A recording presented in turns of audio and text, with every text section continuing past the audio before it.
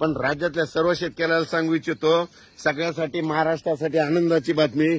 आपल्या महाराष्ट्राची पेरणी, मी म्हणलं होतं ना 27-28 जूनच्या शेवटच्या आठवड्यात सगळ्या महाराष्ट्रातले शेतकरी सोयाबीन पेरायला दिसते, मूग पेरायला दिसते, कापूस लागवड करायला दिसते. म्हणजे सगळ्यासाठी आनंदाची बातमी. जून अखेर सगळ्या महाराष्ट्राची पेरणी होऊन जाणार आहे, म्हणून खास करून सगळ्यासाठी आनंदाची बातमी. आणि त्याच्यानंतर आता 31 मे पासून तर 6 जून पर्यंत कोरडं हवामान आहे. तितक्यात तुम्ही काय करा, तुम्ही शेत दुरुस्त करून घ्या. 7-8 जून नंतर परत राज्यात पाऊस सुरू होणार आहे. त्याच्यानंतर आणखीन परत सांगतो, जर तुम्ही 6 तारखेपर्यंत शेत दुरुस्त नाही केले तर 7 तारखेला पाऊस सुरू आहे. 7 ते 10 हे चालणार आहे. आणि त्याच्यानंतर पुन्हा काय होणार आहे, 13 जूनच्या नंतर राज्यात पुन्हा मुसळधार पाऊस येणार आहे. 13 ते 17 पर्यंत राज्यात जोरदार पाऊस पडणार आहे. आता जसा पडला तसं वडेनाले वाहणारा पाऊस पडणार आहे, म्हणून हा अंदाज लागतो. माझी सर्व शेतकऱ्याला विनंती, यंदा जूनच्या शेवटपर्यंत सगळ्या महाराष्ट्राची पेरणी होणार आहे. काल बऱ्याच शेतकऱ्याचे फोन आले की काही भागामध्ये आणखीन पाऊस पडलेला नाही, तर त्यांच्यासाठी आनंदाची बातमी सांगतो. या 7, 8, 9, 10 जूनच्या दरम्यान तिथं पाऊस पडणार आहे. आणि त्याच्यानंतर 13 पासून ते 17 पर्यंत त्या भागात पडणार आहे. म्हणजे महाराष्ट्रातला कोणताही भाग या पेरणी पावसापासून वंचित राहणार नाही, म्हणून सगळ्यांना अंदाज लक्षात येतात. आणि माझ्या सगळ्या महाराष्ट्राची पेरणी मात्र जूनच्या शेवटपर्यंत सगळ्या महाराष्ट्रातली सगळ्याची पेरणी होणार आहे. कोणी ह्या पेरणीपासून जूनच्या शेवटपर्यंत वंचित राहणार नाही, म्हणून हा अंदाज लक्षात घ्यायचा. म्हणजे यावर्षी खूप चांगलं वातावरण आहे. जूनच्या शेवटपर्यंत सगळ्या महाराष्ट्राच्या पेरणी होणार आहे, लागवड होणार आहे, म्हणून हे सगळ्यांना लक्षात येतं. पण राज्यात मात्र तुम्ही काय करा, आता आज 31 मे पासून सूर्यदर्शन झालेलं आहे.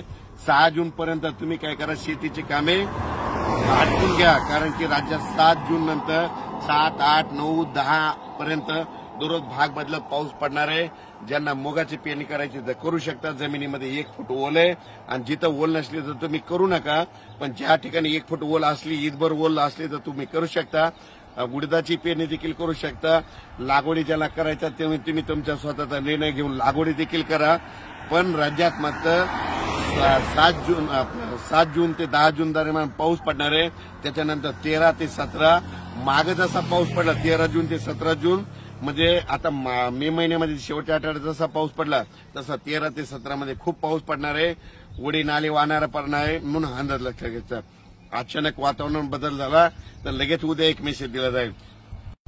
माझ्या महाराष्ट्रातले शेतकरी हुशार आहेत. मी स्वतः शेतकरी असल्यामुळं शेतकरी पेरणीचा निर्णय स्वतःच घेत असतो.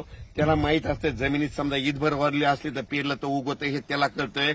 म्हणून शेतकऱ्यांनी स्वतः निर्णय घ्यायचा, पेरायचं का नाही त्यांनी स्वतः ठरवायचं. म्हणून हे सगळ्यांनी लक्षात घ्यावे. परत एकदा सांगतो की राज्यामध्ये आज 31 मेला मी म्हणलो होतो ना सूर्यदर्शन होणार आहे, वारं सुटणार आहे, तर वारं देखील सुटलं. आणि परत एक तुम्हाला सांगतो, मी सांगत असा अंदाज, ज्या वर्षी लिंबाच्या झाडाला लिंबुळ्या खूप लागल्या की त्या वर्षी खूप पाऊस पडतो. तर पाहू शकता यंदा लिंबाच्या झाडाला खूप लिंबुळ्या आहेत, म्हणून यावर्षी खूप पाऊस पडणार आहे असा अंदाज त्या लिंबाच्या झाडाने दिला. त्याच्यानंतर राज्यातल्या सर्व शेतकऱ्याला सांगतो 31 मे ते 6 जून हवामान कोरडं राहणार आहे. त्याच्यानंतर तुम्हाला सांगतो 4 ह्यामध्ये 6 जून पर्यंत देखील महाराष्ट्रात एकदम असा पाऊस बंदच पडणार नाही. तुम्हाला सांगतो नंदुरबार, धुळे, मालेगाव, पारगुळा, जळगाव तिकडं 3-4 जूनला तिकडे देखील थोडा पाऊस पडणार आहे. आणि कोकणात सरी चालूच राहणार आहेत, सरी चालू राहणार आहे. कोल्हापूर तिकडल्या भागात देखील ना या 31 ते 7 जूनच्या दरम्यान थोड्या तिकडे सरी येणार आहेत, म्हणून हे लक्षात घ्यायचं.